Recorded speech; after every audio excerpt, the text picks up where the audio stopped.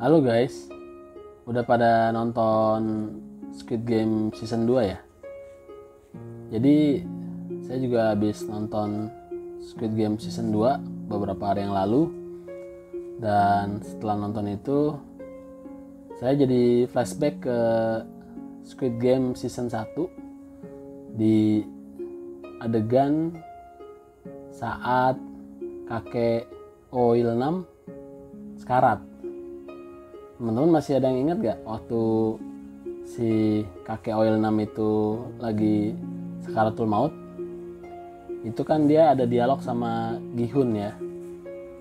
Si Gi-hun mempertanyakan kenapa si Oil 6 itu bikin acara atau bikin game seperti Squid Game itu yang sangat kejam ya.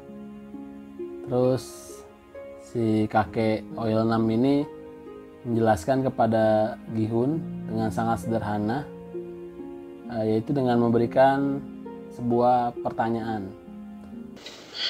자네, 돈이 하나도 없는 사람과 돈이 너무 많은 사람의 공통점이 뭔 줄 아나? 사는 게 재미가 없다는 거야. 돈이 너무 많으면은 아무리 뭘 사고 먹고 마셔도 결국 다 시시해져 버려. 언제부터인가 내 고객들이 Apa persamaan antara orang yang tidak punya uang sama sekali dengan orang yang terlalu banyak uang? Jawabannya, mereka berdua sama-sama tidak bahagia. Nah, ini menarik nih teman-teman. Kalau saya gali lebih dalam ya, perkataan si kakek Oil 6 ini, persamaan orang yang terlalu banyak uang dengan orang yang tidak punya uang sama sekali adalah sama-sama tidak bahagia. Jadi kalau misalkan kita dalam hidup ini nggak punya uang sama sekali, pasti kita sangat-sangat nggak bahagia. Karena mau beli apa aja, mau beli apaan aja itu nggak bisa ya kan. Bahkan buat makan atau sekedar buat minum aja nggak mampu, pasti akan sangat menderita ya. Nah tapi ternyata orang yang terlalu banyak uang sekalipun itu juga nggak bahagia teman-teman. Dan itu memang terbukti di kehidupan nyata ini, di dunia ini ya. Kita lihat orang yang terlalu banyak uang ya, dengan kekayaan mereka bisa beli apa yang mereka mau, mereka bisa dapatkan apa yang mereka mau ya, sesuka hati mereka. Mereka mau makan makanan yang mewah sekalipun bisa. Mereka mau liburan ke ujung dunia sekalipun bisa. Beli mobil, punya rumah semewah apapun bisa, karena uangnya terlalu banyak. Tapi ternyata di situ nggak ada kebahagiaan buat mereka. Karena apa? Karena mereka sudah mencapai limit, sudah mencapai batas dari apa itu definisi bahagia bagi mereka gitu. Jadi tidak ada lagi perjuangan dalam hidup mereka. Nah, saya juga jadi ingat cerita dongeng ya, masa kecil. Mungkin teman-teman pernah dengar nih dongeng seorang pangeran yang gak bisa tidur. Meskipun dongeng, tapi menurut saya cerita ini bagus ya. Jadi zaman dulu kala itu ada seorang pangeran yang punya penyakit aneh. Dia ini gak bisa tidur ya teman-teman, sama sekali gak bisa tidur ya. Jadi semua tabib di seluruh penjuru kerajaan sudah dipanggil untuk menyembuhkan pangeran ini ya, supaya bisa tidur, dikasih tempat tidur yang mewah sekalipun, yang paling bagus sekalipun, itu dia tetap gak bisa tidur. Nah akhirnya karena sudah, singkat cerita, karena sudah putus asa, si pangeran ini frustasi ya, dia lari dari istana, kabur ya, pergi ke suatu hutan, ke sebuah hutan yang di pedalaman ya, di kerajaan, jauh dari istana. Dan di hutan ini dia tidak sengaja bertemu seorang kakek tua yang sedang menebang pohon untuk diambil kayunya untuk dijadikan kayu bakar ya.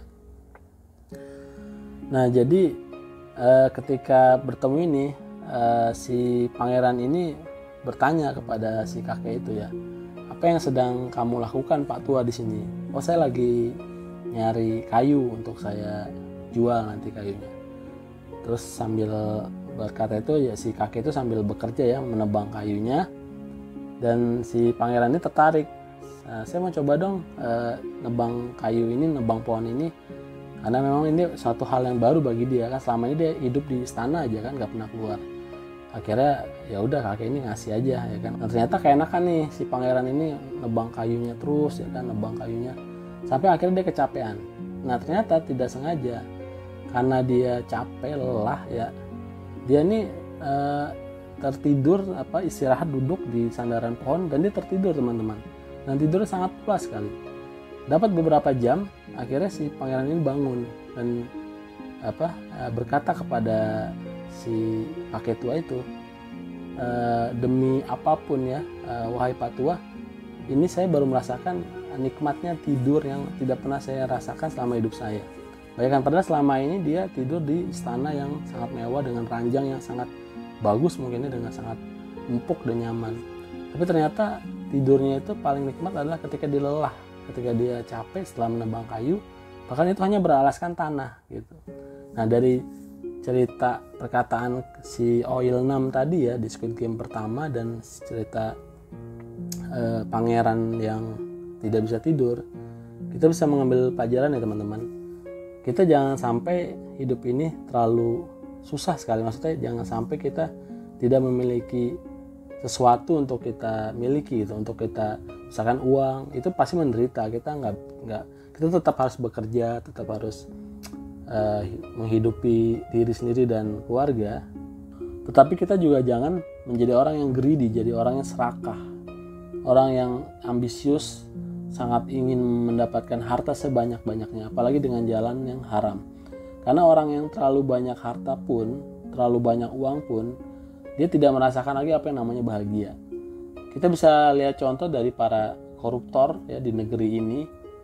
Mereka mungkin bisa dapat uang ratusan triliun ya, puluhan triliun dengan sangat cepat, dengan kekuasaan yang mereka miliki ya. Mereka mengambil uang rakyat dan mereka kaya raya seketika. Tapi apakah kehidupan mereka bahagia? Apakah mereka bahagia dalam hidupnya? Kita bisa lihat bagaimana mereka tidak menikmati uang mereka sama sekali. Kehidupannya, keluarganya menjadi sasaran daripada kemarahan netizen. Hidupnya sudah tidak ada ketenangan lagi. Dan apakah itu yang dinamakan bahagia? Semoga cerita yang saya sampaikan pada kesempatan kali ini memberikan manfaat untuk kita semua. Oke, terima kasih teman-teman. Bye.